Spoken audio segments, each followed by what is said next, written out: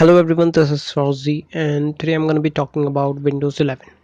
Well, I downloaded this from Insider Preview and I use it for about 5 to 6 days, so maybe 1 week I can say. Well, I downloaded this in my laptop, which is i5 9th generation GTX 1050 and 8 GBs of DDR4 RAM. So let's get started. For those of you who don't know, well, Windows 11 has been announced, which is going to be an update for Windows 10 actually, but it is available for those who are a member of Windows Insider Preview.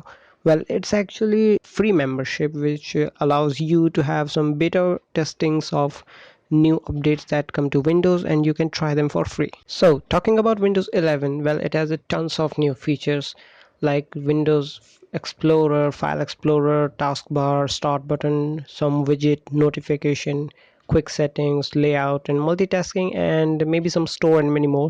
There are many new looks added to it, and many more themes and wallpapers have been changed, kind of that stuff. And when I searched about this on internet, I found that many people are suggesting that this is a very unstable version of Windows Insider Preview, so maybe you should not download it. And some do suggest that it is okay, you can download it and it is very safe, you can have some new looks into your PC. Well, according to me, I tried it, and what I found that it was okay and not up to the point, as there were many daily updates which were really large in size. So if you're having a very stable and high speed internet, you can try it out. For me, everything was going nice until the day 5th.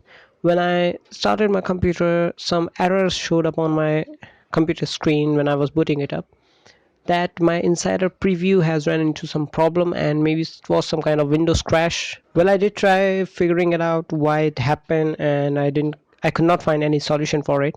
Unfortunately, I have to reset my computer and format the C disk, and I really lost some data. So I would recommend you to have some backup of your C files if you are really downloading the Windows 11 Insider Preview version. And one more thing, that they changed the blue screen of death from blue to black. That's the new update also. Well, all we can expect from Microsoft is that they might soon fix all the bugs and make the Windows very more stable, just like the previous ones. Because this version is not that stable, and I didn't like it a lot because all they upgraded was just the looks and added some new features that I have already discussed with you. So maybe you should try considering checking it out, but maybe back up some C files so it might not be riskful for you. So I hope you like this video. I'll be making more of this type of content. Thanks for watching and make sure to subscribe. Goodbye.